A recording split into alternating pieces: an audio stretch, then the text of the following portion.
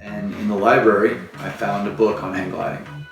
And I was like, wait, you mean I can just drive to the top of a mountain with my friends and fly off? And I was hooked. It was so perfect.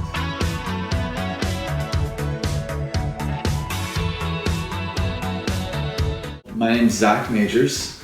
I'm 41 years old and I've been hang gliding since I was 18 years old.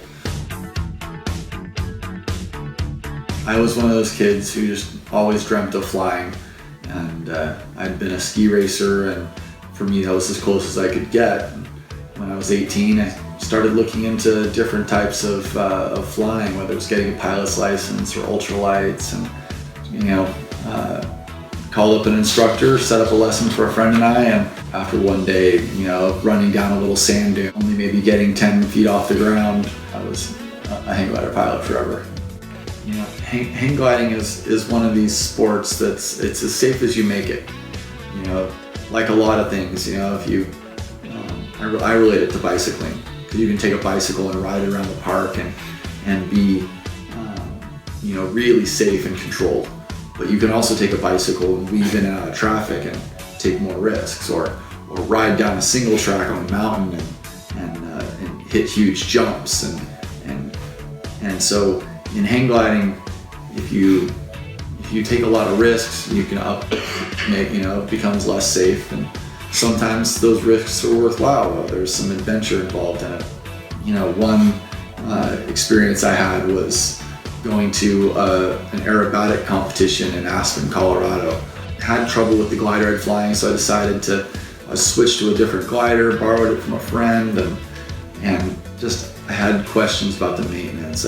I continued to add kind of one bad decision on top of another bad decision, and yet when I got there, I was doing a practice round, right before sunset, kind of a hurry up and go sort of thing, and I said to my friend, "Hey, when you get to the bottom, will you help me measure a couple things to make sure this is okay?" And of course, I didn't make it to the bottom. I exited my spin and was diving for a loop when the glider tucked, and it tumbled over, and I threw my parachute, and I came down just fine. But I had to fly the next day on a different glider, and it was definitely an experience. One of those things where you're glad you've thought about what to do in an emergency ahead of time, and so when that happens, you just react. I definitely have gravitated to the thrill-seeking, the adventure sports, whether it's inline skating or riding motorcycles. I've gotten to do some days on the track, some scuba diving, which is a pretty powerful experience, and I've got 121 skydives, and I've got about 19 base jumps, and about 9 wingsuit flights. And some of that came about because I had gotten my commercial pilot's license and thought, if I skydive, maybe they'll let me fly the jump plane.